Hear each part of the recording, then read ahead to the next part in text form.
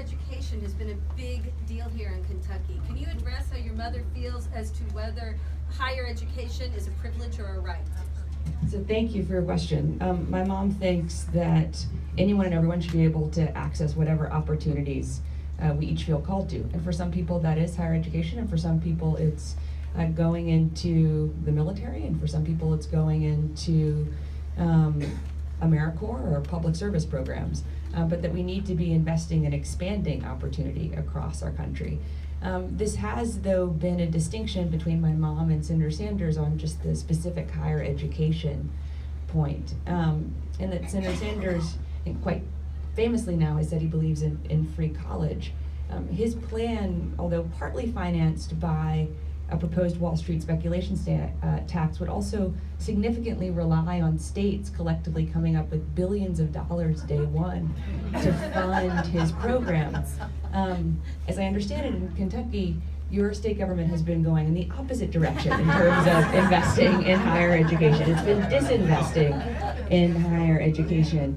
So it's hard to imagine kind of for Kentucky, or candidly, we have 31 Republican governors in our country, 29 of whom cut funding for public education at higher education levels last year, that they would reverse course on that. So my mom is proposing something different, in that she doesn't rely on states coming up with money they may not have, or that they may not believe at this moment in time, until the Democrats take back the State House here in Kentucky, is kind of worth their investment. So what my mom has said is that she believes everyone should be able to graduate from college debt-free.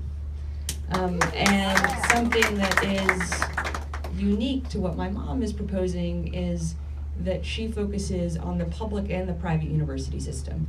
It's not only focused on the public university system, because most of the people that go to school in our country for college as well as for graduate school actually go to school in the private system, either in religious colleges, historic Black colleges and universities, or private universities, or even increasingly now online credentialing programs. And my mom thinks that we shouldn't have a plan that excludes the majority of students in our country.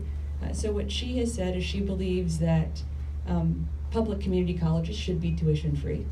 But for people who want to go to public state colleges, universities, or private universities, everyone should be able to graduate debt free.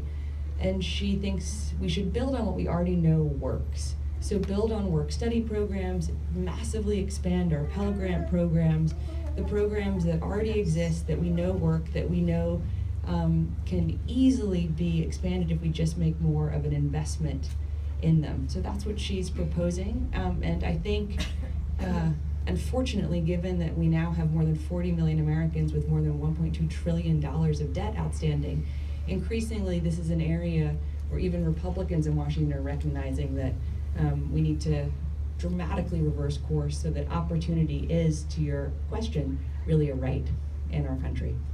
So thank you. Yes.